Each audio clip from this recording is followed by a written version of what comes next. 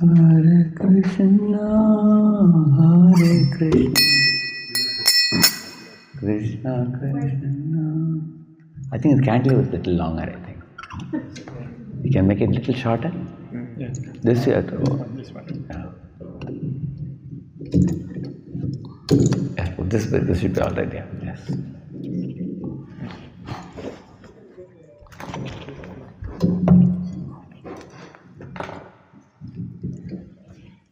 Hare Krishna, Hare Krishna,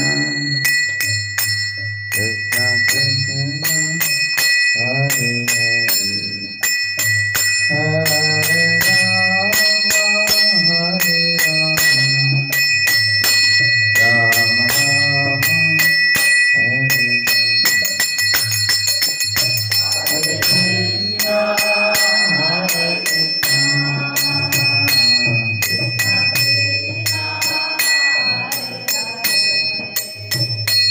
Hare Rama, Hare Rama,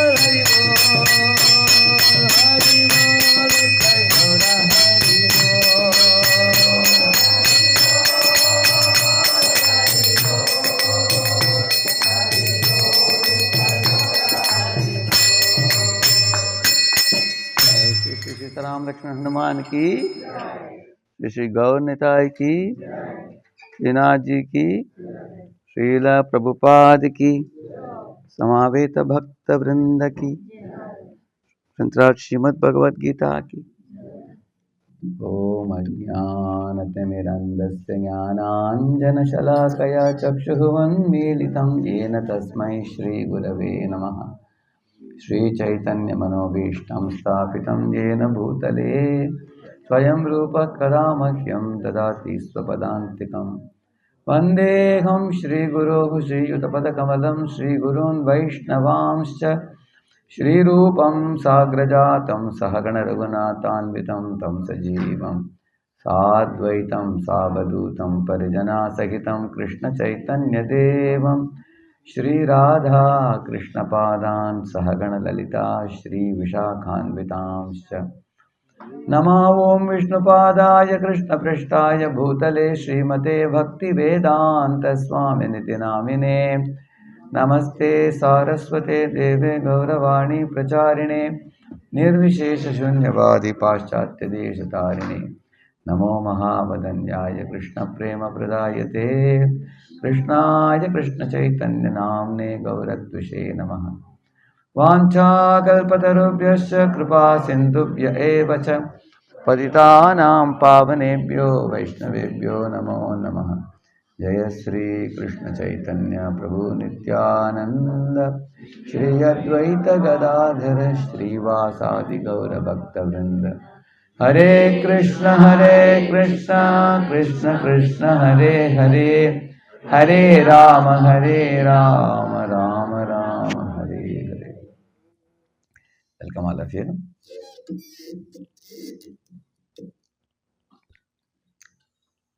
Yesterday we were discussing about the Gita's one very important aspect of Gita is transmigration and the law of karma, catching the fish without getting wet. We did yesterday. Today we will answer this question based on Bhagavad Gita. Is God not responsible for everything, including the bad things I do? People say we all have heard the statement that nothing moves in this world without God's sanction, isn't it? Not even a blade of grass moves. So people many times like to lump God for all the bad things also that they do. So this is a very important question. Somebody says that, I'm smoking because God wants me to smoke. Or I'm drinking because God wants me to drink. People say like that. Therefore, it's a very important question. Even before I show you the further slides, in the beginning itself, I will make this point very clear. With a few examples, it will become very clear. You see, if a school-going boy gets a fail in maths, he says, my principal is a very bad person. He failed me in the exam, if he says. Principal or the owner of the school, he just sets up a system where there are teachers, there are classrooms, there are labs, there are students coming, and he sets it rolling. He invests some money in building a school, and then he has put teachers, students. He may not even know which boy failed in mathematics, isn't it? So can a boy blame the owner of the school for failing in maths? How foolish it would be. It is equally foolish to blame God for the sufferings that we undergo. Because God has made this world, He has set up these systems. There are 33 crore demigods who are supplying sunlight and moonlight and wind and rainfall and all those necessities of life. And we are all like children. God has arranged for our nourishment, physical nourishment, intellectual nourishment and spiritual nourishment. Everything is arranged.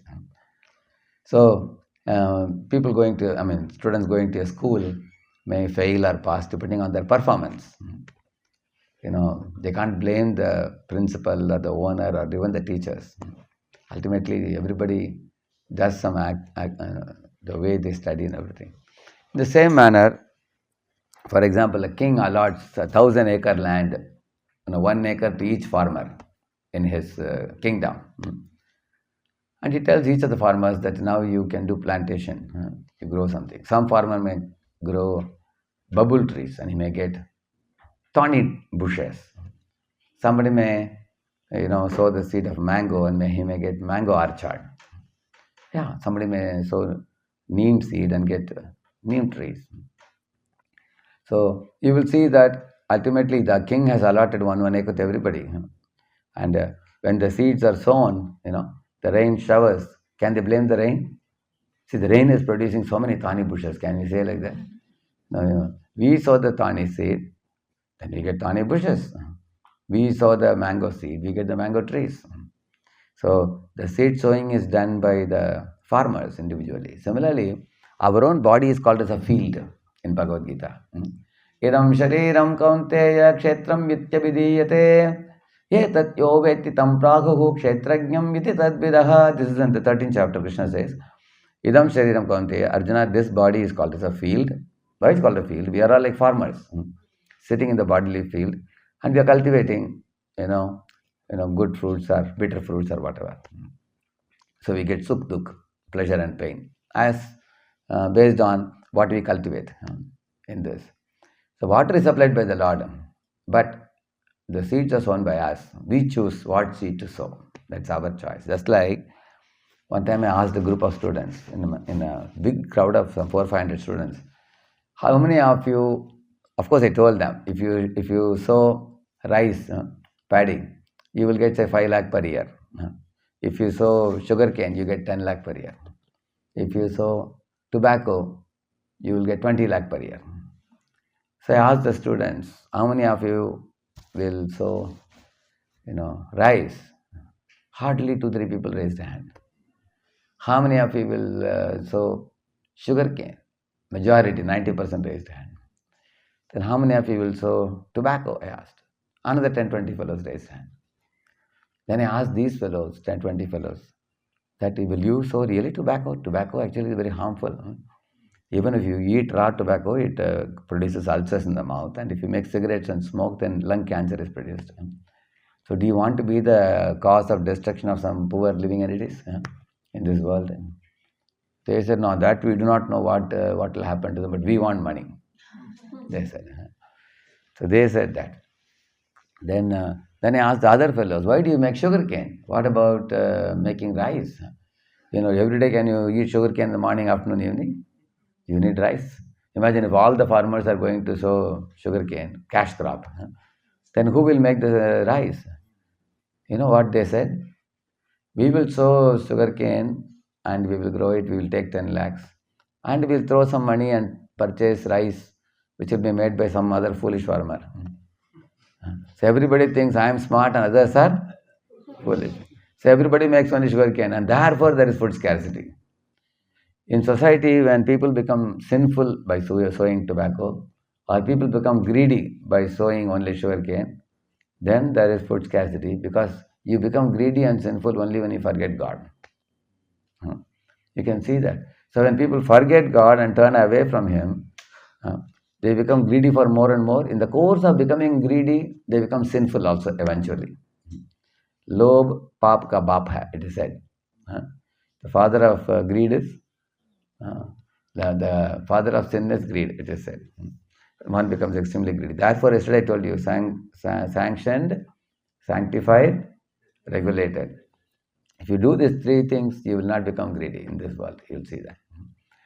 So, now you find that when man becomes greedy, it is said there is no prosperity in nature, there is scarcity, there is famine, there are problems. Why? Because when man turns away from God, he becomes very greedy. You see, many shops, if you go, they keep only Lakshmi, goddess of fortune, Lakshmi with a hand like this, showering gold coins. You've seen that, isn't it? I went to one of the shops, I asked him, why do you have only Lakshmi? What about Narayan? He said, that's not required, Lakshmi is good enough. No, she's giving me gold coins. So then I told him, see, Ravana also took only Lakshmi to Lanka. He didn't take Ram. In fact, he wanted to kill Ram. He wanted to keep Sita with himself. I said, this is very simple. You should never worship Shakti alone. You should worship Shakti and Shaktiman together. Because you see, Hanuman is bringing Sita Ram together. Whereas Ravana is separating Sita and Ram and taking Sita away to Lanka. So I explained to him. Then I asked him also, do you know what is the Vahan of Lakshmi? Anybody knows? Vahan. Vahan means vehicle. Owl. That's correct, yeah. Owl. She said a correct answer, yeah. Owl. So owls are awake in day or night? Whole night they are awake. Daytime they go to sleep. So owls are awake at night, and night means dark activities happen in night. Permit rooms, beer bars, brothels. All these places are very active in the night, not in the daytime. That means people who only make money from Lakshmi, they are definitely going to indulge in such activities and ruin their future. On the other hand, when one worships Lakshmi and Narayan together, Narayan means Shubha, Lakshmi means Labh. Therefore, we write Shubha Labh. Correct, no? That means Narayan, Lakshmi, Narayan should be worshipped together. Like worship Sita Ram together all the time. So, but when the living being wants to enjoy only the goddess of fortune or Lakshmi, without, like Prabhupada says, Ravana wanted kingdom of God without God. He wanted the pocket of God, he didn't want God. Even Duryodhana and Arjuna, when they went to Dwaraka also, Arjuna wanted Krishna, but Duryodhana wanted Narayana Sena. That means Duryodhana wanted Krishna's pocket, he didn't want Krishna. So many people want, in those days the pocket used to be here, you know that? Later on the packet slowly came here. Now people are keeping here behind. Actually Lakshmi should be kept here. You know, in those days, how many of you seen a kurta they used to have here, correct now? Your father, grandfather must have had. Because Lord Narayana keeps Lakshmi in the chest. So, therefore people want what is in Lord's chest, the Lakshmi they want, but they don't want the Lord. You see? Then they become greedy. In this way you will find, when the living being, he sows the sugar cane or tobacco, then he reaps the fruits accordingly. So therefore he says, Idam Shariram Kaunteya Kshetram Ityavidiyate. And the Kshetrajna means the Jiva residing in this body is called Kshetrajna, and the body is called Kshetra. Kshetrajna means one who is knower. He is the knower of this body. Like a farmer is knower of his field. What I have sown, what is going to come out, he knows it. So that is one verse. And the second verse says, Kshetrajnam chapi mam viddi sarva kshetreshu bharata. Kshetra kshetrajnayor jnanam yattat jnanam matam mama. You know what he says? Prabhupada used this verse to defeat Mayavad philosophy. Mayavadi say, in this body there is a kshetrajna and there is God only, and you are that God. They say like that. They say that there is Atma so Paramatma, they say. Soul and God are one, like that they say. Whereas in this verse Krishna says, Kshetrajnam cha api. Cha means what? Also. Kshetrajnam cha api mam. I am also a kshetrajna. Sarva kshetreshu bharata. The difference between you as a kshetrajna and me as a kshetrajna, Krishna says, you are present only in your body, and I am present in all the bodies. So he says, kshetrajnam cha api mam vidhi, he says, for example, you are staying in one room. If you say that, like along with me, one more devotee is staying, his name is Sri Gopal Pan Prabhu. We both are staying. So if I am saying, I am also staying in that room, but what does it mean? Somebody else is already there. Krishna says, Kshetrajnam cha api mam vidhi. No, Arjuna, that I am also in everybody, he is saying. Will any of you say, if you are staying single in one room, you say, I am also staying in that room. Will you say that? You will never say that. You will say, you will only use the word also when one more is present. By this, Prabhupada proves that the Atma and Paramatma are different, two distinct personalities. Same thing you will find in the 15th chapter, Purushottam Yoga also. Yasmat charamatitoham aksharaadapi chottamaha atosmi loke vedecha pratitaha purushottamah. He says, there are two souls in this world, Kshara, Akshara. Kshara means fallen souls. Akshara means liberated souls. Yasmat charamatitoham, I am beyond the Kshara souls, which is well known that he is beyond the conditioned souls. Aksharaadapi cha uttamaha. Again he is saying, I am beyond the liberated souls also. Therefore, I am celebrated in the Vedic literature as Purushottama, he says. And you want to know who he is? Uttama Purushastu Anyaha. The word Anya is using.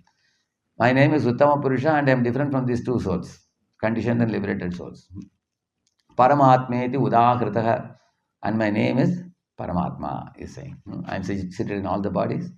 Sarva Kshetreshu Bharata. The king is the owner of all the fields, and farmers are owner of individual fields. Like that. So we all are the owner of the individual body. Exactly not the owner, we can say we are tenant in this body, in this bodily machine. And Krishna is the owner of this machine, owner of this bodily machine. He has allotted it to us.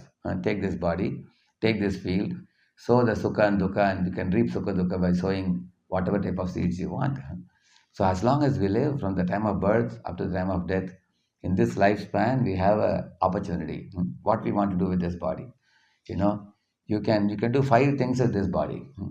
You can underuse the body, you can overuse the body, you can abuse the body, you can rightly use the body, you can spiritually use the body.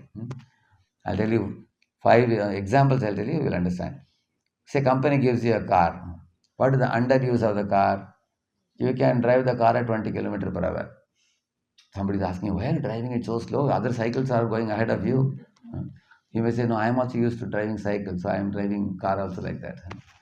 To say like that. Similarly, some people have a human body, but they don't do anything in human body.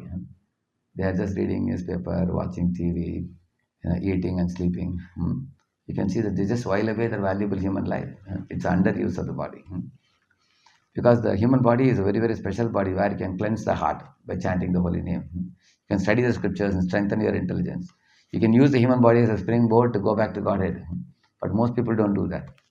And overuse of the body means people who wear out the car by driving at a very high speed. Like, Maruti in India goes at 80, I think 80 or 90 it goes. Imagine somebody uses it at 120 or 130 all the time. It gets burnt out. Some people are 16 hours a day. What do you call them? Muda and workaholic. Isn't it? I call workaholic. We had one seminar, work and be holy, not a workaholic. Nice title, no? Work and be holy, not a workaholic. So workaholic means work 16 and 70. They overuse the body, burn out the body completely. So they say, no, we have to make money. So they make money up to 50, and then after 50 they spend all the money for health. Till that time. And they don't enjoy life at all. They are workaholic, overuse of the body. Then there is abuse of the body, means committing suicide. Abuse of the body. It's like company has given you a nice car. You take a cricket bat and break the glass. Company will take it away and give you a loan or something. They will not give you a car again. You will abuse the car. Similarly, people who abuse the human body, they get a ghost body. Then somebody may rightly use the car. What is the meaning of rightly using the car? Whenever there's a red signal, you stop the car. Green signal, you drive the car. The only problem is you don't know where you are going. There are many people who say that, I go to this temple on that day and this temple on another day. On that particular day we do puja and everything. But they don't know who they are. They don't know about the soul. They don't know about God. They don't know about transmigration. And they don't know what is to be done to go beyond this world. So they are like Ajamila was also like that before. So they are like pious people. Just be good, do good, don't harm others.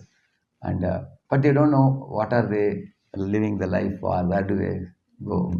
They are pious people. They are all pious materialists. See, what is the difference between a pious materialist and a devotee? A pious materialist has himself as reference. When he goes to any temple, he will say, God, give me this, give me that. He will ask about his own demands only. Whereas devotee of God means he talks about God. He talks about who is Krishna's mother, who is Krishna's father, who is Krishna's sweetheart, who is Krishna's friends, what is the dear animal of Krishna, what is the name of the planet in which Krishna lives. So if you keep on asking about Krishna, you go back to Krishna. If you go to temples and you keep asking for yourself, you come back to this material world. So we have to decide whether you want to be pious materialist or we want to be spiritualist.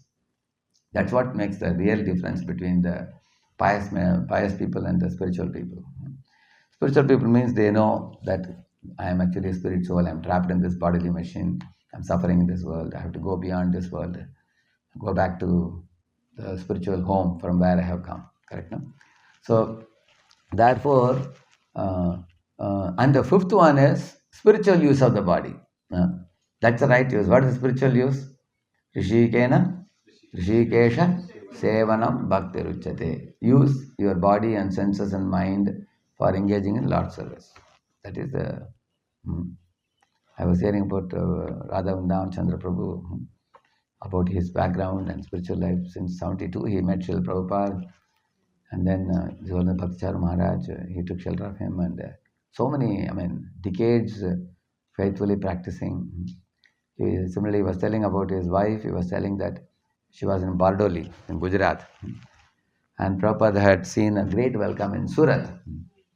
After that, Prabhupada went to Bardoli, some school. He gave a program, and Mata was there, and she saw Prabhupada and saw the program and got attracted. And since then, she just picked up devotion service very strongly, never to give up. So, once you spiritual life, you pick up very sincerely, seriously, whole life you practice. Prabhupada says even 20, 30 years you fully, wholeheartedly practice spiritual life, you can go back to Godhead, Prabhupada says. But in this world, you will find most people in this world are chasing after money, and those who have already acquired money, they are chasing after sense gratification. These are the two things. And if you are serious in Krishna consciousness, they will think you are foolish, you are very ignorant. They will think, how is this person going after God? He doesn't know how to make money. They think like that. But in the Srimad Bhagavatam, it is said all the money that you accumulate is like honeybees accumulating honey in a honeycomb. And one day the farmer comes with a fire torch and drives away the honeybees and takes it away. Similarly, when the death comes, people leave the accounts behind and go. Not a single penny follows them. So, therefore, intelligence means to accumulate that which will go with you after death also. And the only thing that goes with you is Bhakti Sukriti. Anything you have done for Krishna, that will go with you. One businessman met Srila Prabhupada in Bombay and asked Swamiji, can you teach me Bhagavad Gita in just a few sentences? I don't have time, I'm very busy, he said. Prabhupada said, all that you have done for God, write on the credit side. All that you have done for yourself, write on the debit side. And you make a balance sheet. And whatever balance sheet result you get, your result will be according to that. The man was shocked. Swamiji, I want to do something for God, but I have no time. And that means my balance sheet is only negative. It's only I have done for myself. Prabhupada said, yes, now you pick up now, start now, he said. So, therefore, the jiva in this world creates his own future. So much so that there's a word Ishvara used for jiva also. Ishvara doesn't mean is God. There is one verse which says that Shariram yadavapnoti yachapyutkramati ishvaraha grihitvaitani samyati vayu gandha nivashayat bhagavadita. Prabhupada says this. Why the word Ishvara is used here? Because jiva can create his next body. Like yesterday I told you about transmigration. You are the designer of your next body. Like you want to say build a house. What do? When you are going, in your car, you see different houses. Now you got a little more money, you want to build an independent bungalow. You see different bungalows in different places. At last you see some very beautiful, colorful bungalow. You see, immediately people take a smartphone and click a photo. I want a house like this. Then after that, what do? You check how much money will be needed. You purchase a land, and then you bring the building materials. Then you gradually, assemble them together. Of course, before the blueprint comes, correct, no? So first the idea is in your mind, then the civil engineer makes a blueprint, then the actual house comes, correct, no? Same with your body also. Right now, you have some desires. You will see that those desires bring a blueprint for the next life. And then the next life, you get a body. It's a very scientific mechanism it is. So we are creating our future. In the Srimad Bhagavatam 11th canto, there is an example given. When a tree is green, it showers a lot of seeds and then it dries up. Similarly, when our body is young, we commit a lot of sinful activities and then our body dries up. And then those seeds we create multiple bodies in future. That is how the Jivatma keeps on taking bodies in this world again and again. So therefore, Krishna clearly makes this point in the Bhagavad Gita that he is like a father who goes with the child to the park. Sometimes you've seen the parents go to the park with the child and they are sitting in a park bench very coolly. But the child goes and plays. Sometimes in a game the child cries. Sometimes he sits in a seesaw and he hits his back or something. Or sometimes he's coming in a slide, he's smiling. Sometimes he smiles, sometimes he cries. So a child is enjoying or suffering in the park, and the father and mother, they just go and sit in a place, just watching from a distance. Same way, Lord has brought us into this world because we wanted to come here. And He has given us the freedom. Now you choose to do what you wish to do, what you want to do.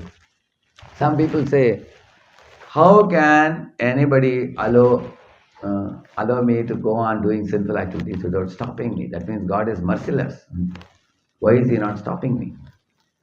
Actually, therefore I will show you that that is shown. See, the three impurities that leads us to sinful action. Let's begin with that. See, there are two mentalities I have shown here: Bhoga Vritti and Seva Vritti. So, what I have shown for Bhoga Vritti, what example? Ravana I have shown. And for Seva Vritti?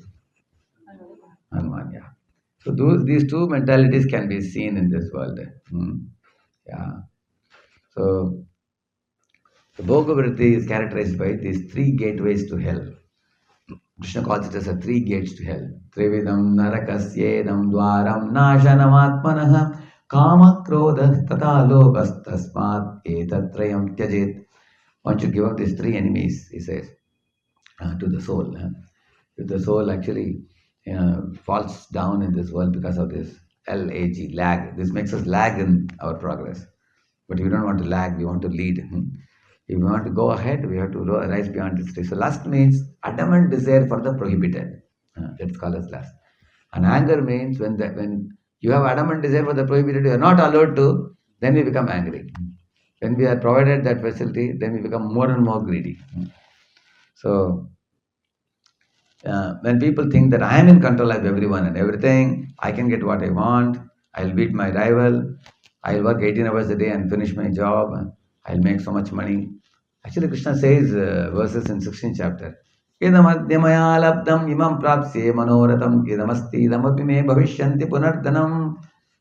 And then he says, Adyo abhijanavaanasmi konyosti sursho maya ishwaroham aham bhogi siddhoham balavan sukhi. Like that he says, now this year I made $2 million, next year I'll make 4 million. And after 3 more years I'll be 10 million. And there is only one fellow who is competing with me. And what I will do with him, I'll finish him. Either things. Actually, we may sometimes say it as an example, but really it happened in India, a place called Latur.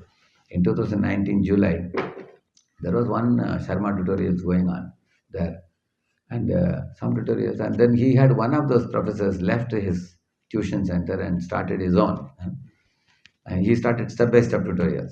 And then he expanded 4 or 5 branches in the same city quickly within a year. And he got many IIT and IT professors to come and teach. So the original owner, he became very insecure. He thought that, he went out of our institute and he is surpassing us. So he arranged somebody to finish off that person. It came in the paper. You can see that people can become so envious. So the living beings become depressed, they become angry, they become envious, they become greedy, like you see in the picture. So therefore we need self-purification. We say purifying our mind means 3 things we have to do. I am the proprietor, I am the boss and controller, I am the enjoyer. These are the 3 impurities. So how do you remember? Like, proprietor, controller, enjoyer. You want to enjoy. Like that you will see the proprietor means want to possess. Like Alexander wanted to be a proprietor. He wanted to occupy the whole world. Even the British people also, Great Britain, if you see, they practically went all over the world. Now it has become small Britain now. The Great Britain. How big it was at one time. Isn't it? So, same manner with Bali Maharaj. He took over the kingdom of the Devatas. There is a fight for proprietorship. See, even in this world, you will see what is big of Bali Maharaj and Alexander and all these fellows. Even you will see one country tries to occupy another country, correct? No? Mughals were occupying India for about 700 years. Then British occupied for 200 years. You will see that. Same way, other countries also people take over. We are talking at country level, world level. I can tell you at small level. One time I was sitting in a train. I saw the train as soon as it stopped in a station. One fellow put a kerchief for the window seat. From the window only he put. Another big crowd of people got into the train and that fellow threw away the kerchief. And he sat. And when this fellow kerchief fellow came, he asked, hey, where is my kerchief? He said, it's down, take it, he said. He said, no, I caught the seat. He said, no, you can't catch from the window, he said. You have to come through the door and then catch. And there was a big fight. And nobody was sitting in the seat.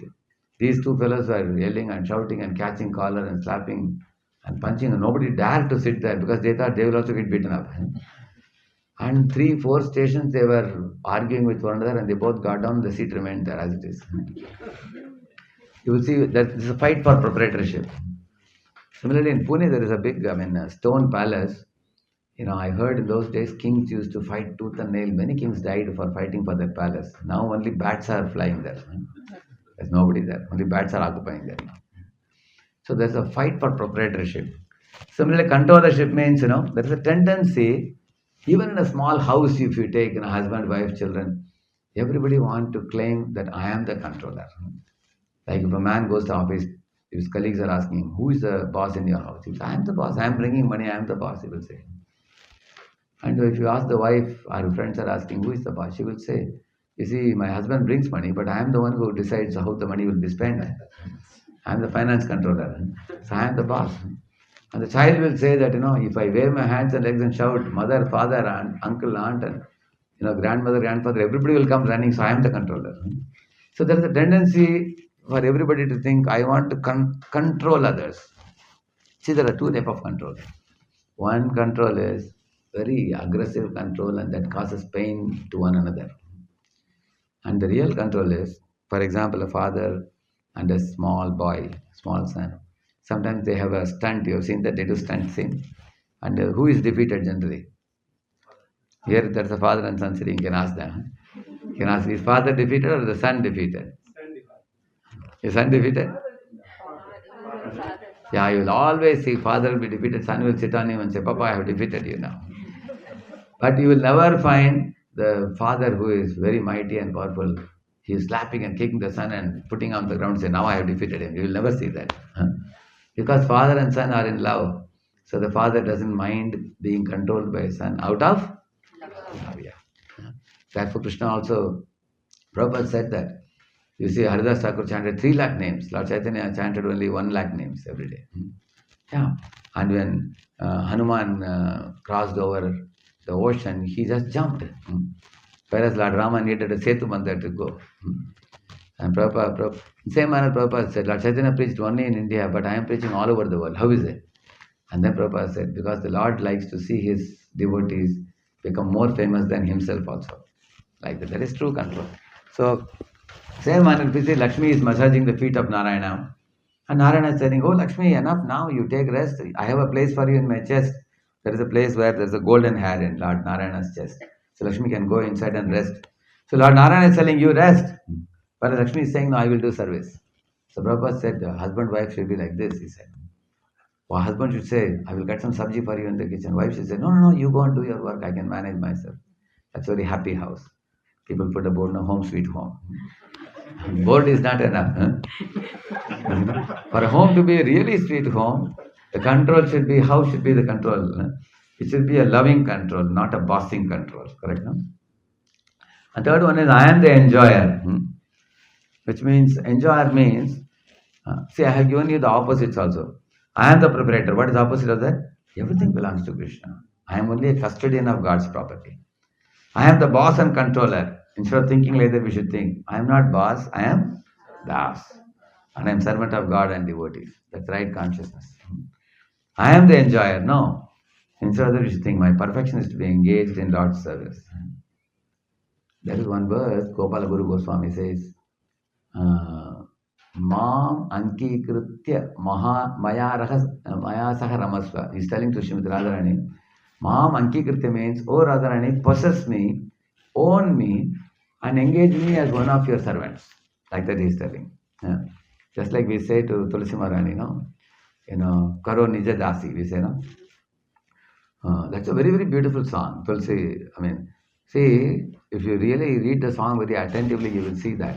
First what he says, Tulsi Krishna Prayasi Namo Namaha. Oh, very dear servant of Krishna Tulsi, I offer my namaskar to you. And then he says, so first he says, Yetumara Saranaloy, Tara Vancha Purna. First he is praising her. He is saying that anyone who takes shelter of your lotus feet, all their desires will be fulfilled. See, by saying this, indirectly he is telling us that now I am going to express a desire. Because anybody who expresses the desire to you, that desires are fulfilled. Then she may ask, okay, come on, tell me, what have you come to me for? What do you want? Then he says, Moreye Abhilash, Vilas Kunjeti Yovas. He says that my desire is that I want to reside in Vrindavan in one of the kunjas. Tulsi Maharani may say, hey, In the very first beginning only, you are eager to enter Vrindavan. Not only Vrindavan, you want a kunja also. Accommodation in Vrindavan also. So this is too much because nobody gets into Vrindavan so easily. You have to attain Vrindavan Brajavasi consciousness. And then he's saying, she says, okay, one kunja I will allot for you, no problem, come to Vrindavan. Then he says, Nayane he ribo sada yugala ruparashi. Give me the kunja next to Radha Krishna's kunja. Because from there I should be able to see Radha and Krishna. Like that he's asking. So now she may say, hey, this is even more a big demand. First you said you want to be in Vrindavan, then you say you want a kunja there. Now you want a kunja where you can see Radha and Krishna also. And then what he says? And the third line after that what he says? Ye nivedana daro sakirano gata karo sevayadi kardi ye karo nijadas. He's saying, Ye nivedana. He's saying that I have one more request. I have already demanded a lot from you, but one last demand, he says. What is it? There are so many Sakhis of Srimati Radharani moving around. Lalita, Vishaka, Tungavidya, Chitra, Rangadevi, Sudevi, so many of them. So can you please introduce me to one of them? Because by your recommendation, I can get to become a servant of them. Otherwise, they will not recognize me. Tulsi Maharaj says, hey, what are you asking? They are all busy with thousands of servant maids serving. They have no time. Then he says, okay, if none of them will give time, at least you are hearing me, you only make me your servant. Karo nija dasi, he is saying. If they won't accommodate me, you accommodate me. You are anyway accepting me. Already the very fact that you are hearing from me means you are concerned about me. So please accept me as your servant. Karo nijadas. Yehi nivedana daro, sakirano gata karo, seva adhikar diye, karo nijadasi. Please give me some service to the divine couple and make me your servant.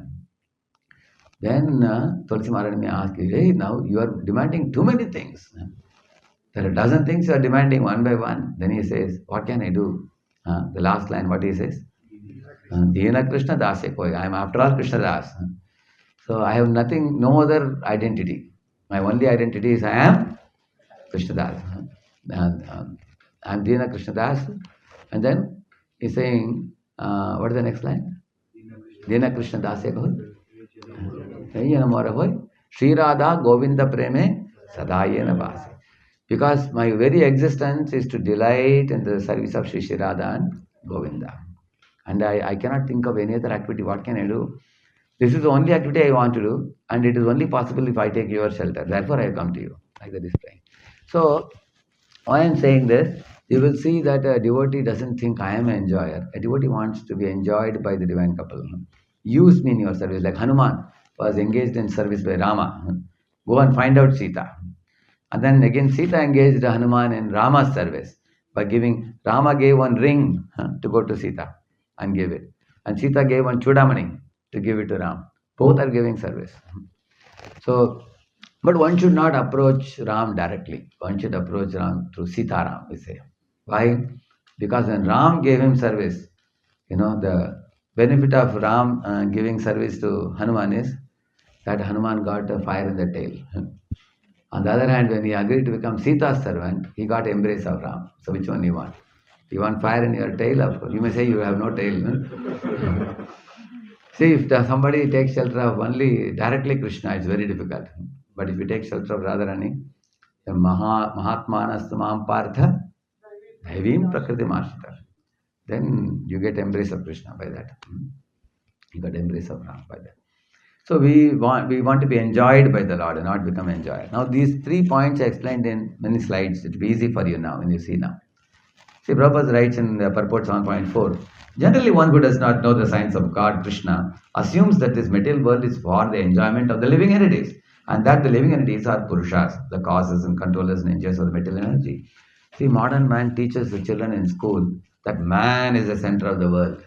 And the nature and animals and birds, everything is meant for man to consume and enjoy. Correct, no? That's what they teach the children. You are the center of the world.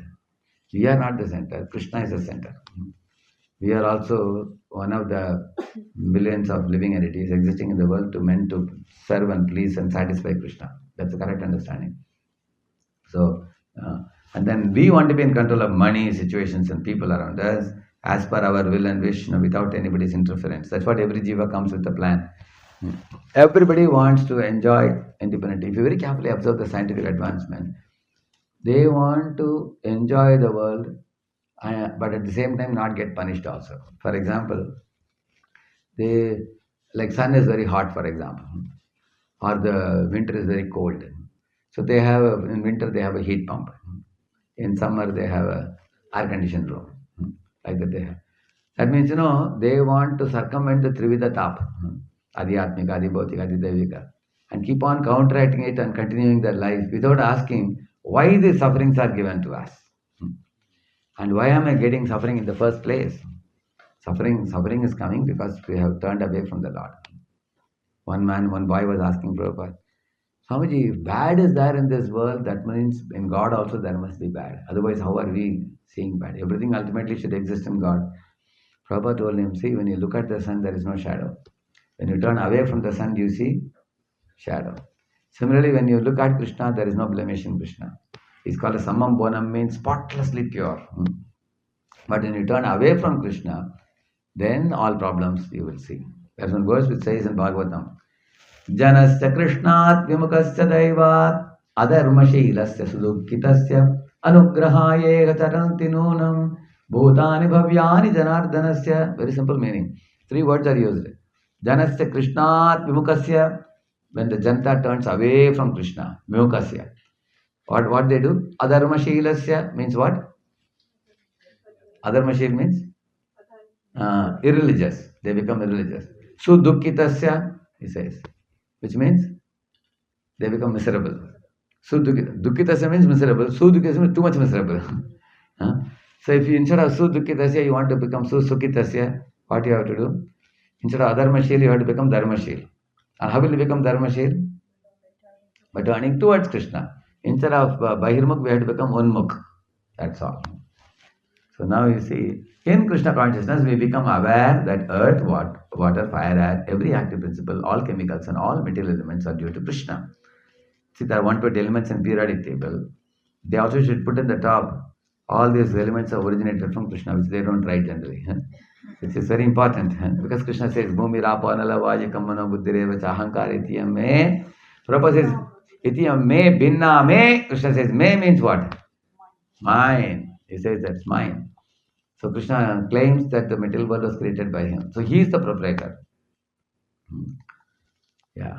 While exploiting the gross and subtle inferior energy, the superior energy, living energy, forgets his real spiritual mind and intelligence. This forgetfulness is due to the influence of matter upon the living energy. But when the living energy becomes free from influence of illusory material energy, he attains a stage called mukti or liberation. I've shown 2 pictures on the right side, if you see. Below Duryodhana, Shakuni, all of them are attached to land and gold and everything, greed. On the top, we have shown a devotee going back to Godhead. See, if you strengthen your upward connection, you can clearly see that I am different from the body.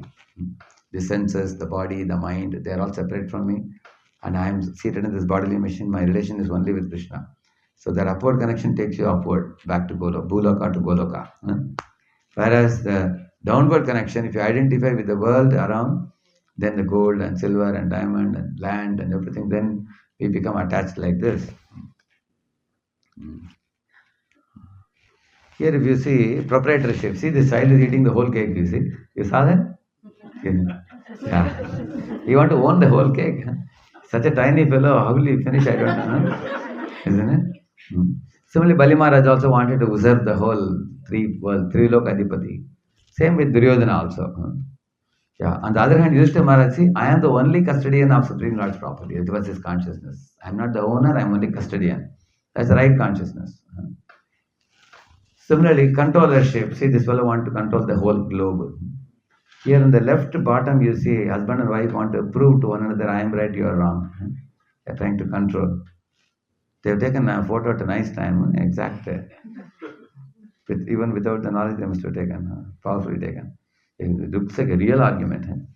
On the other side, you see, right bottom. Actually, generally what happens when a boy grows up and gets married, the mother becomes little insecure that, is my son going to listen to me or to his newly wedded wife? Like that she thinks. And the daughter-in-law who comes to home, She wants to check. Till now, my husband has been with his mother. Now I think he will listen to me now. She wants. So both of them want him to listen. So therefore, you can see in the picture, both are pulling his hands. Listen to me, hear me. So in some homes, it's rarely you find that mother-in-law and daughter-in-law have a sweet relationship. If daughter-in-law allows mother-in-law to be the queen of the house. My daughter-in-law is a very intelligent girl, very submissive. She knows very well the psychology. She knows. So when she comes to her in-laws' house, she understands that let mother-in-law be the queen, and she will ask for every small thing, and she will treat her like a mother-in-law will become mother-in-law. You say, so she will treat her so well that the husband is his head is peaceful, because when his mother and wife are in good terms with each other, then he is peaceful. Otherwise, look at this fellow, is like Mridangam both sides. Isn't it? So, because both are trying to control him, and he'll be torn to pieces. You can't be peaceful. So, this controllership mentality, you see, bossing over one another. Actually, one of the easiest ways to give up controllership is not to try to prove, but try to improve. So just you have to add the I am before the proof. So that's the only small thing we have to do. Many times. Like, here in this left bottom, you see this husband wife trying to prove. Actually, she said, I told you in the morning to bring it, you forgot. And he says, hey, don't tell me, you never told me in the morning. And she says, no. When I was speaking to you, I already told you don't attend to the phone call because one hand phone and you are hearing me. You didn't listen to me well, she says. And this fellow says, if you want to tell me, I will bring now, but you didn't tell me in the morning. Then it goes back and forth. Sometimes 2 hours they may be fighting. The one out of the two says, husband says, maybe you told me, I forgot. And she says, now you admitted. Okay, now you go and bring now. But the fight is finished, you will see that. It's controllership mentality. See, no controllership mentality means I am servant leader to empower my team members to become leaders, which means a true servant leader is one who encourages and empowers his members to become leaders, just like Jambavan empowered Hanuman to find out Sita. You see, I am an instrument of God to serve those in my care. I am not the ultimate controller. So anybody who thinks like this, they can actually flourish themselves and make others flourish also. These are called as kingmakers, we call them. Kingmakers means from their team, many leaders will come out. They're kind of servant leader. So servant leader is the right mentality.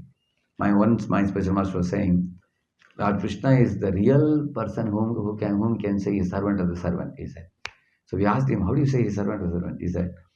He said, Arjuna was a servant of Yudhishthira, and Krishna made himself servant of Arjuna. So he's servant of servant. So he wanted to assist Yudhishthira Maharaj, not directly, but through Arjuna.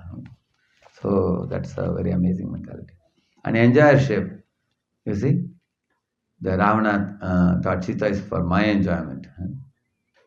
So in this way, the enjoyership means like Hiranyakashipu wanted to be Yekarat, king of the all the 3 planetary systems. And actually, although everybody saluted him and obeyed him except one small 5-year-old boy, he couldn't tolerate that one boy not surrendering to him. He wanted to finish him. Wanting to wipe out that boy, he himself got wiped out. You'll see that. See these 2 children. I mean, this girl is trying to snatch away all the toys, leaving the other one without any toys. You get lost. So this is enjoyment mentality. Enjoyment means I want to enjoy everything, and I won't share with anybody. See, if you go to Mayapur, you bring a cake. You bring it home, you can do 2 things. One is keep it in the cupboard and every day take little. Or call your all devotee friends and share it with them. It depends on your attitude. You can think about what you will do. If you share it with many, you will get their blessings also. Or sometimes if you imagine somebody gives you a dozen mangoes, every day you eat 1 mango, you'll have a problem. Instead of that, better you share it with others. So, enjoyership means I want to enjoy everything. Opposite of that is sharing. So, how do we cleanse these 3 impurities? By chanting. So, when we chant the holy name, exactly what happens? Hare Krishna, Krishna Krishna, Hare Hare Ram, Ram Ram, Hare. The super soul in our heart is hearing it. The super soul is watching that, this person wants to cleanse his heart. This jiva wants to give up these three mentalities of proprietorship, controllership, enjoyership. So let me, and then when he sees our humble attitude, respectful attitude, tolerant attitude, and we respect Hari, Guru, Vaishnavas, all of them, then the more we have the right attitude, it cleanses our heart very fast. So, yeah, it is a protection from dangers offered by Maya, and we are delivered from forgetfulness of Krishna by chanting the Hare Krishna mantra. And also, apart from chanting Hare Krishna, one more thing we can do, we can cultivate the practice called Nishkama Karma Yoga. That means, we should try to do selfless work. For example, what is the perfect knowledge? One has to keep remembering this. I am not the mental body, I am the spirit soul, part and parcel of Krishna, and I want to render service to Krishna and work in a detached spirit. Like Arjuna was told by Krishna, don't fight as a Kshatriya, fight as my devotee. Krishna told him. Because if you fight as a Kshatriya, you may have some vengeance towards somebody. Don't have any vengeance towards anybody. You fight because I have ordered you to fight. You fight as my devotee, Krishna told him. And also Krishna told him that earlier you were thinking that, I will get the... Krishna, he said that, Arjuna told him in one verse. What is that verse? Kim no rajena govinda kim bhogayati vitenava. He says, Krishna, even if I win the unraveled kingdom, all enemies will be dead. To whom can I show off? That means he's thinking from the point of view of how I can show off. Or he is saying that, I don't want to do this. So you will find that Arjuna, he was thinking from his own point of view of profit and loss. Whereas Krishna taught him that, if you are a devotee, you don't bother about profit loss. You are like a cashier. Cashier takes the money and puts in the bank, takes money and gives it to people. He acts as an intermediate man, and he doesn't cry when money is withdrawn. He doesn't jump up and down when money comes because he is acting on behalf of the bank. So Krishna said the same thing, like a soldier fighting in a battle. Soldier, he may kill... I have one friend in India, one soldier, and he's not just a soldier, he's a tank fighter. Tank fighter? One who sits in the tank and goes in the army, one lieutenant colonel. So he said in the war with Pakistan, he had finished 100 people, 50 to 100 people, the wars he had fought. So now he said, I have seen death happening in the battlefield. But when you come back, then they will give you some medal. Like people they are given some Paramvir Chakra and things like that, isn't it? But the same soldier, if he works on his own account, say he fights with his neighbor and shoots him, then he'll be put behind the bars. So if you work in our account, we are behind the bars. If you work in Krishna's account, you are given a gift. Like that. Like you can see one side Krishna Arjuna, one side Duryodhana. You can see that. So Duryodhana is thinking that I will finish Pandavas and enjoy the world. He's thinking about his own enjoyment. Think about Arjuna. He's thinking that Krishna is ordering me to fight, so I'll fight. In those days, we used to have this audio tape. You all have seen that? So when the audio tape moves, so this becomes more and more bigger. And this becomes more and more unwound. So Arjuna was like this unwinding side. And Duryodhana was like this, which was getting bigger and bigger. Karma Bandhana was increasing for Duryodhana. And for Arjuna, it was getting removed more and more. Because he was working on Krishna's account. Like here, for example, say somebody gives... Okay, this is a question for all of you.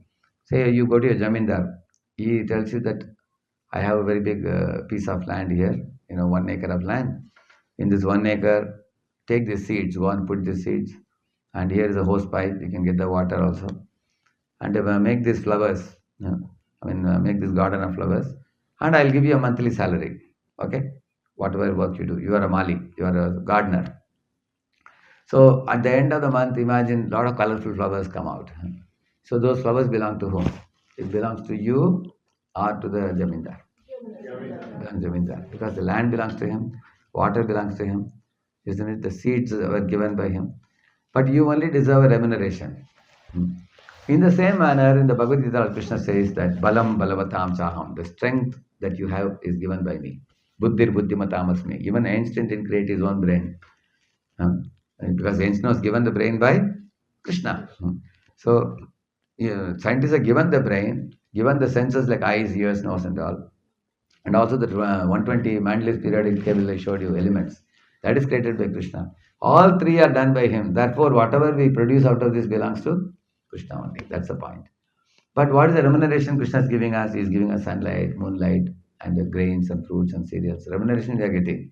Therefore, we don't deserve to claim anything in this world. Everything belongs to him. That's the point. For example, if you ask Hanuman, you ask him, who are you? What he will say? I am Ramdas, Ramadut. I am servant of God. What work you do? He will say, I only do work allotted by Ram. Whatever work. And how do you work? I work with sincerity, dedication to the best of my ability. And what do you do with the results? I hand it over to God. This is the mood, this is called Karma Yoga, Nishkama Karma Yoga. This is the mood in which we have to perform our work. Before beginning the work, you should think of God. Oh God, I'm doing your work. So Hanuman was praying to Lord Rama before jumping to Lanka. And even Lanka, he was always alert that I am working for Ram. He didn't forget the mission. So it's called Nishkam Karma Yoga. I have shown Janaka, Maharaja have shown. So these are all possible when you do self-awareness. It helps you to become resilient to the winds of change in this world. You are aware that I am not the body, I am the spirit soul. You observe yourself.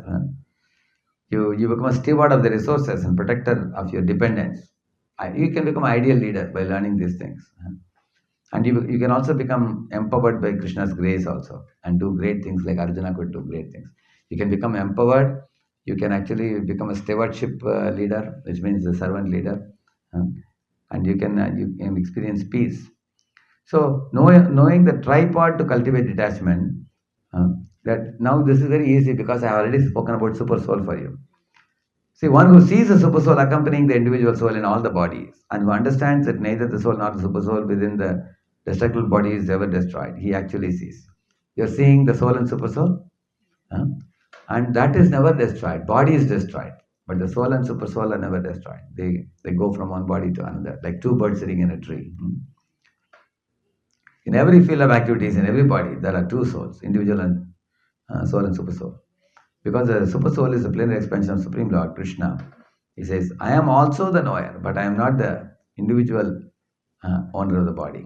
I am the super knower, Krishna says. We are knower, he is super knower. There is soul and super soul in every body. You can see that. So, this is a very important truth to be known. And why the super soul is going with the soul, there is a reason. See here, as you see, the soul expresses its desire to the super soul in the heart. And the super soul orders the Prakriti, Durga, to sanction the desire of the Jiva. Then that's how the tripod is complete. The Jiva cannot do anything on his own. He has to only express a desire. When he expresses the desire, then the super soul may or may not order the Prakriti, depending on what you deserve or what you don't deserve.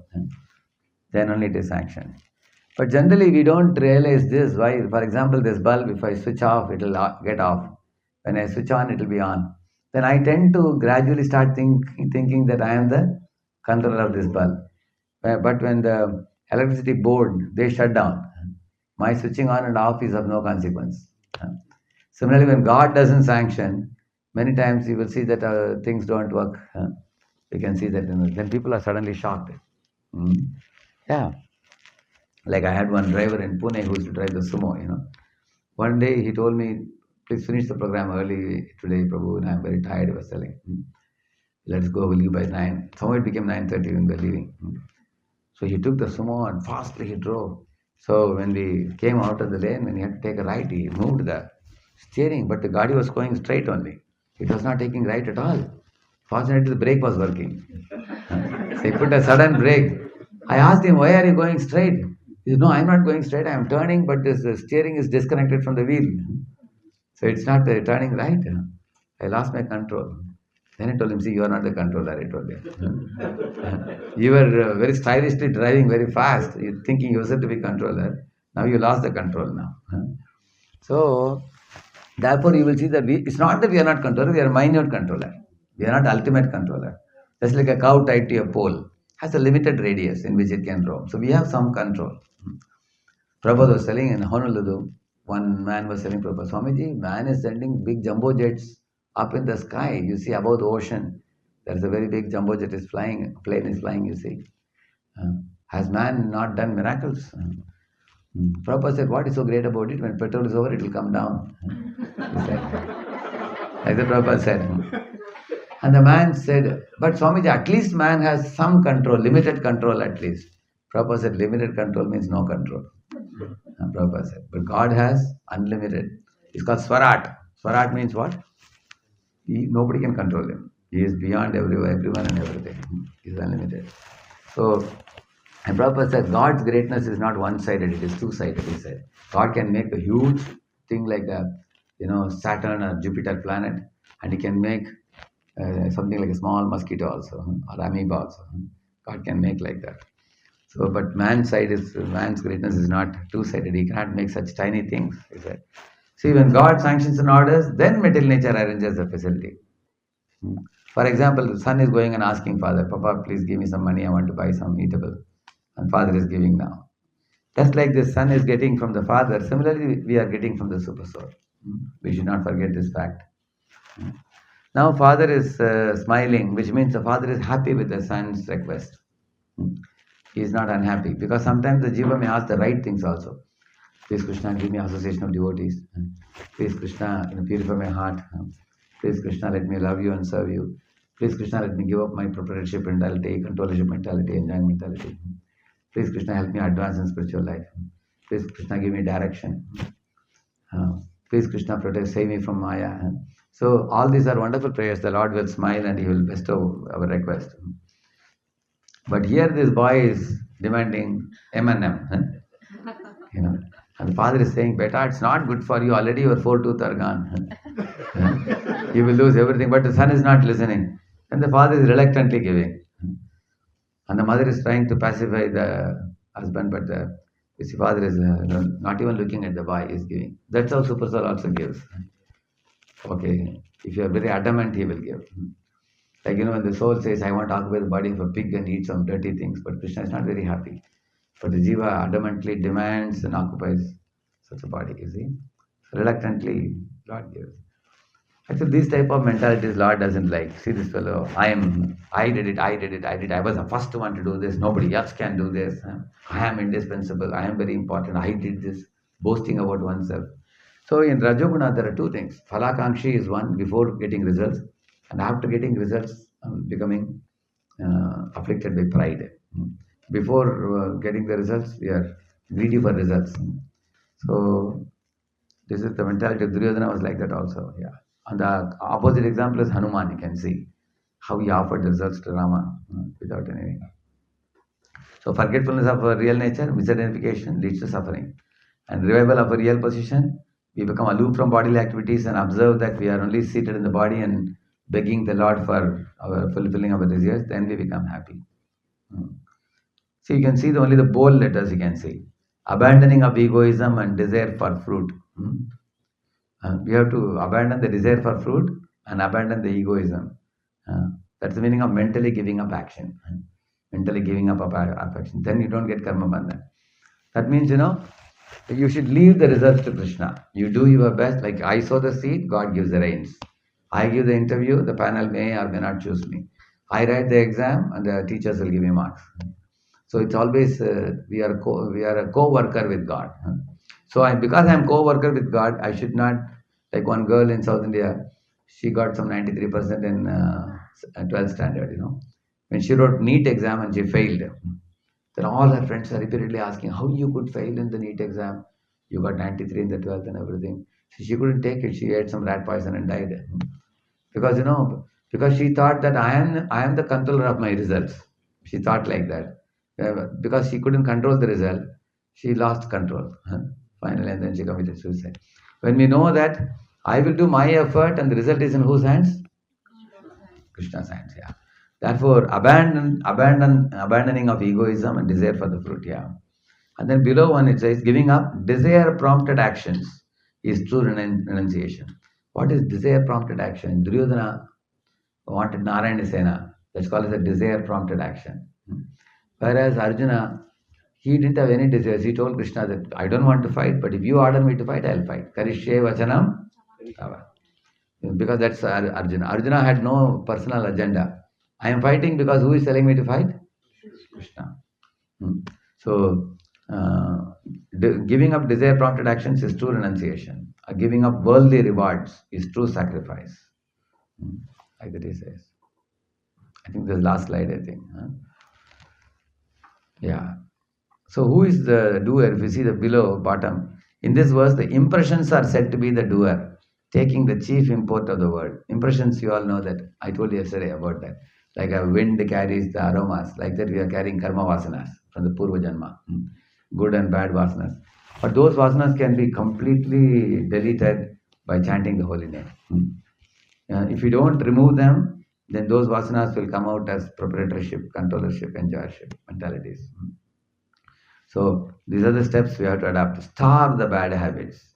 Abstain from bad people and bad objects. That's the first one. And supplement with good habits. Because not only you give up bad habits, supplement good habits by good association and good objects. For example, temple ambience is a beautiful ambience. And you all are getting very soon coming up with a big temple also. Today Nilamani Prabhu took me in and showed the temple. Such a beautiful temple hall. Our Pune temple hall is very similar to this. Very big temple hall. So more bigger temple means more opportunity for seva also. I heard many of you live in that locality. So in this way, come to the beautiful ambience of the temple. The temple when you come. Recently, I was doing a program in Boston Temple. One of the boys, Indian boys, we had about 120 youths had come. So one of the boys had tears in his eyes. I asked him, what makes you so moved here in our temple? He said, I feel so happy. I went to Google and searched, is there any temple in this area in Boston? I found out this temple. When I smell the flowers, when I smell the agarbatti, when I see the pictures of Krishna and pastimes and everything, I feel at home. When I come here, he said, I feel very much naturally drawn to this place. So therefore, temple is a place which is a very uplifting place. With a positive boost of positive energy. One should regularly come to temple. And then you learn good habits also in the temple. You politely speak to people, you offer obeisances to people, you don't raise your tone, you don't speak harshly. In temple, you say to everybody, I am your servant. How can I serve you? Otherwise, when you go in the outside world, you say, I am your boss. You hear what I say. That's the other mentality. So supplement with good habits and stay away from tempting environment and tempting association. Tempting environment means like somebody may go to the clubs where people smoke and drink. But tempting environment can be even a smartphone. Somebody may see things in a smartphone which are prohibited. Therefore, one should stay away from anything that is tempting by putting some restriction. Even for children, we have this, what do you call it, parental control. So, just as children need parental control, we also need a supreme parental control. Whatever Radha and Krishna, Lord is putting restriction, we have to follow that also. One time I asked, many parents are sitting, I asked them, how many of you here will want your sons and daughters to be completely obedient to you and do everything with your agreement? Everybody raised both the hands. And everybody said, I said, in the same manner, God wants you to cooperate with Him. He said, oh, this we never thought. That's what Krishna says, Sarva Dharman Parityaja. Yeah. Srila Prabhupada ki. Yeah.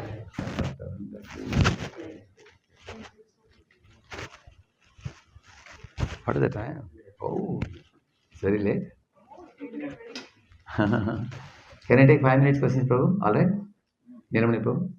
Okay. Anybody wishes to say or ask anything? So the matter became clear now? Yes, Hari, go ahead. So we read a slide about self-purification, in which the left-hand side has the things we have to give up, the right-hand side where we have to attain to. So people often go for the left-hand side things, control, enjoyment, because it's like to get some short-term pleasure. Correct, you are right. But then the long-term things is what we are aiming for on the right-hand side. What happens if we're in the middle? Like we're trying to give up short-term pleasure, trying to get to long-term, but then we're not. You are right. Actually, the demons in this world want to only exploit and enjoy. And the pure devotees only want to serve. And the other demigods in between, they want to serve the Lord. At the same time, they still have some propensity for enjoying. That's called karma mishra bhakti, like Indra. Indra want to serve Vishnu. He want to keep up Brahminical culture in the whole world. but he has a little propensity to enjoy also. And that is a situation of all the practicing devotees, sadhana bhaktas. We have some tendency to enjoy and some tendency to serve also. So what we have to do eventually is increase the seva bhava propensity more and more, and gradually shrink the enjoying mentality. And the first step in that is to observe. We have to observe ourselves. Five things we can observe. Do I want to serve other Vaishnavas, or do I mostly strive after getting service from others? Or do I want to respect Vaishnavas, or do I strive for respect? Do I care for others' needs, interests, concerns, and expectations, or mostly I care about myself? Do I feel glad upon seeing others' advancement in spiritual life, or do I feel envious? And do I depend on Guru and Krishna for executing my plans or for guidance, or I try to go ahead in my life with my plans without consulting anybody? These five things we can ask. It's called SRCGD. You can remember this. Easy way to remember this acrosist, I will tell you how to remember this. Sri Radha Consciousness Gaura Dances. SRCGD.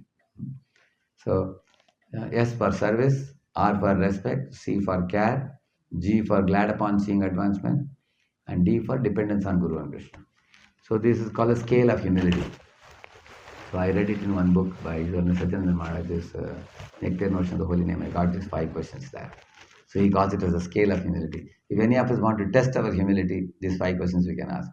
So, these 5 are the things we have to keep working on.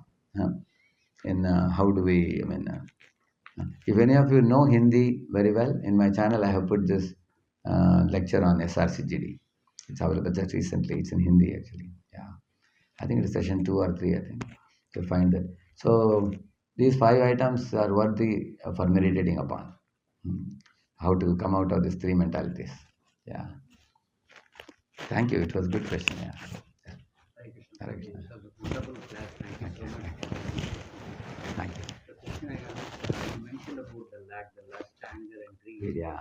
The solution is to chant the Hare holy Krishna. name of the Lord. And Correct.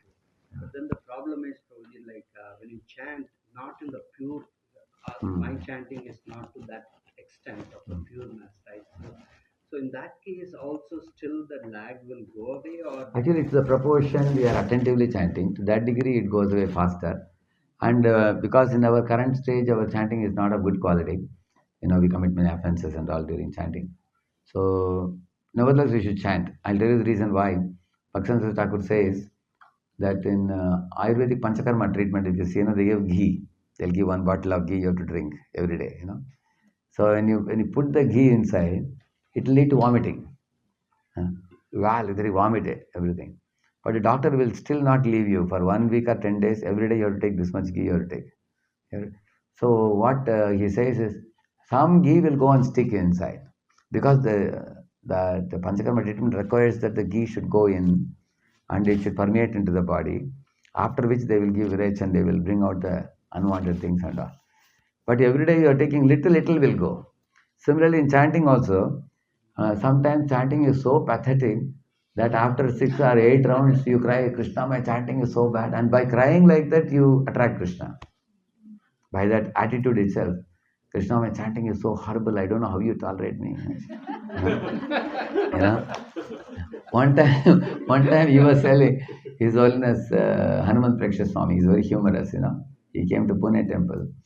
He was telling, see, Prabhus, if you are chanting horribly, very inattentively, dreaming so many things in your mind, and then when you go to Goloka, Krishna will look very ugly, like this. And you will ask, Krishna, I heard you are very beautiful. This is the way you called me, so I am like this. And then you will ask, oh, I have to keep seeing this ugly form. How long? Eternally you have to live with me. Krishna will say like that, he was telling. So he said, better you chant so sweetly and inoffensively that Krishna will look very beautiful for you when you go. He was telling. Of course, he said, I'm joking. Don't worry, Krishna is always beautiful. So, because Krishna and his name are not different, knowing this, you try to chant with the proper attitude, he says. In Pune, I always do one japa talk every morning. About 3 minutes I speak. If any of you wish to find out, you can find out in Radheshyamdas.com. You go. In that, in the top strip, search strip, you just put Japa talks, you put. You will get many, probably 1,000 pieces you will find there. Small, 3 minutes. If you hear that and meditate on the meaning, then the chanting is better. Because just now you heard something about Japa, and then when you're chanting, that mood permeates your consciousness. Then you can chant better. Actually, Japa talks. Japa space talks. I think it should come easily, I think. See, this if you put www, this is the website, Radheshyamdasdevotionalvideos.com, you go there. Yeah, now here you see the search here. The search you put. Nothing, okay. What happened?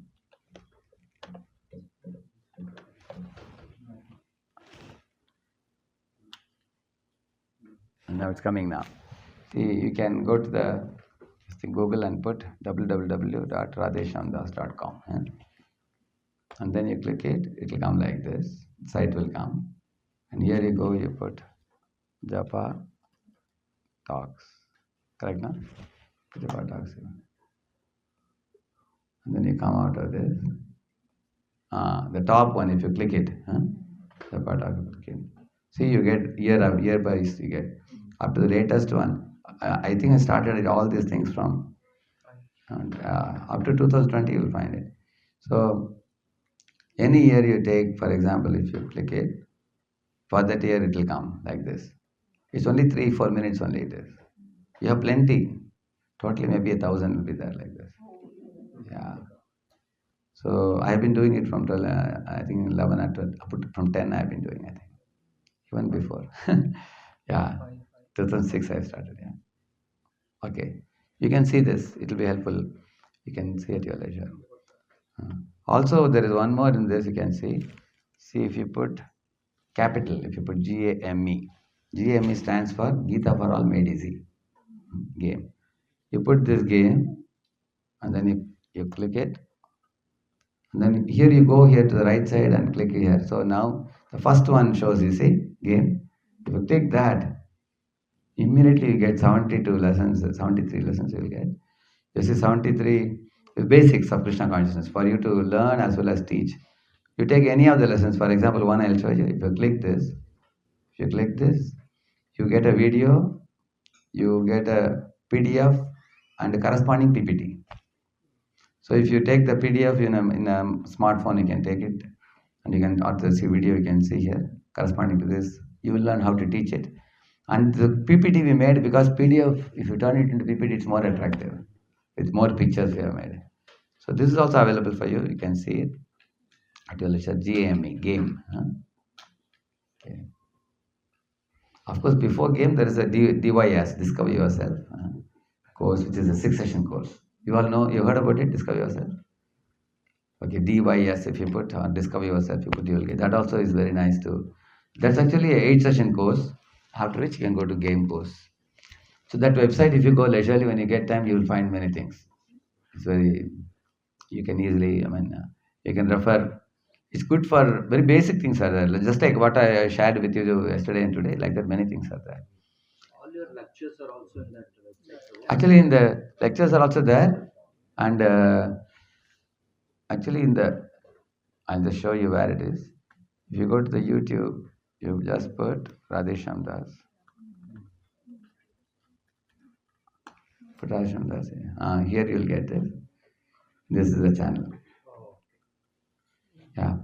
In this, there may be around 2,500 lectures, will be 2,000 lectures will be there, I think. Actually, you can always go to the playlist. If you go to the playlist, then you come to know. See, for new people, now very new people, I'll show you one very nice thing here. There's something called a self-development course. You will find here. That's very good for very new people. Very, very new people, raw people. If you want to introduce, that self-development course is very good. Okay, you can put here, you'll get it. If you put here, self-development.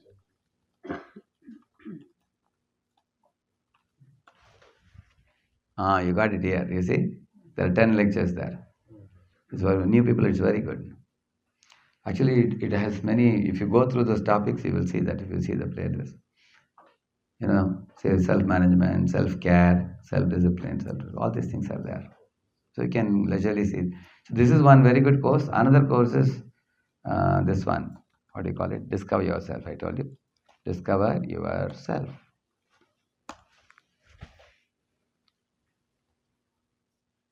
Oh, sorry. We can put it in playlist if you put it. Again, you will get that. Discover yourself. Yeah. These are the 1, 2. You say DYS 1, DYS 3. You'll get this. Very nice. This is for basic. Even game also is available here also. The game course I told you. That also will be there. Yeah. Of course, you go to the website, there you get a more orderly way, you will get it there. Huh? So I actually make these things easily available for devotees because earlier I was printing books and everything. I find this is more easy for devotees. And also all the PPTs you can get below the description you will get. In the video description, if you go, it gives the website. If you click it, it will directly take you to this thing. Yeah. I can also send Nilamani Prabhu one easy to click file I have. What do you call it? Because many people don't know to use this thing. I'll just show you 1 minute. If you see this, no? See, like this it's made. If you actually, for example, you want to take any series, for example, say you want Vrindavan, Demons and Vrindavan Leela series, website, YouTube lectures, PPTs. If you click here, it will directly go. Yeah. So I can give this to Nilamani Prabhu and he can share with you all, I think. I'll give it. Here everything is there. See, self-development course, one-time program, discover yourself, behavioral science for you. So anybody asks me, I give them generally. And Gita Rahasyam is 18 chapters in 18 sittings. That is Gita Rahasyam.